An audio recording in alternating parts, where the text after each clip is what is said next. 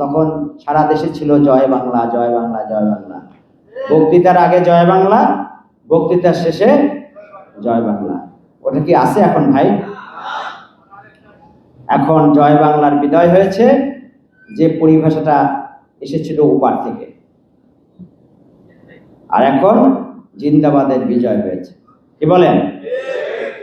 আশা করি এই জিন্দাবাদ এদেশে প্রতিষ্ঠিত হবে। জিন্দাবাদের শিকড় অনেক মজবুত এদেশে।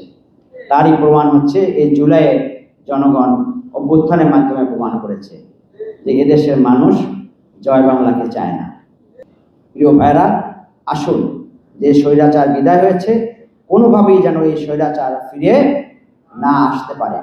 যারা এদেশের শত শত হাজার হাজার মানুষকে হত্যা করেছে, আমরা তাদের বিচার চাই। শ্রমিক জনতাকে যারা হত্যা করেছে, এই আন্দোলনের উদ্যোগ শুরুটা ছিল ছাত্রদের, কিন্তু জীবন দিয়েছে কিন্তু শ্রমিকরা বেশি। যারা জীবন দিয়েছে তার মধ্যে 60% ছিল শ্রমিক।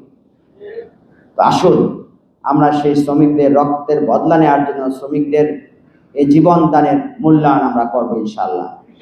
এখন যারা ক্ষমতায় এসেছে তাদের বিষয়ে আমাদের কথা বলতে হবে। আমরা চেয়েছিলাম কি জুলাই সনদ বাস্তবায়ন হোক, তাই না?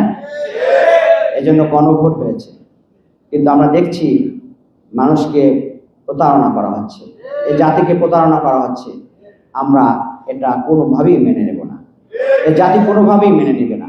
সুতরাং আমরা কর্তৃপক্ষকে বলবো, সরকারকে বলবো, এক্ষেত্রে কোনো এদিক ওদিক না করে, ভিন্ন চিন্তা না করে জুলাই সনদ, এই রক্তে লেখা সনদকে তারা যেন অতি দ্রুত বাস্তবায়ন করে, কেয়ারটেকার সরকার যেন চালু করে। এদেশে একটা গণতান্ত্রিক পরিবেশ আমরা চাই, যে পরিবেশে মানুষ তার স্বাধীন মতামত প্রকাশ করতে পারবে, যে পরিবেশে মানুষ স্বাধীনভাবে চলতে পারবে, যে পরিবেশে একে অপরের মত প্রকাশ করতে পারবে, জীবনের নিরাপত্তা প্রতিষ্ঠিত হবে।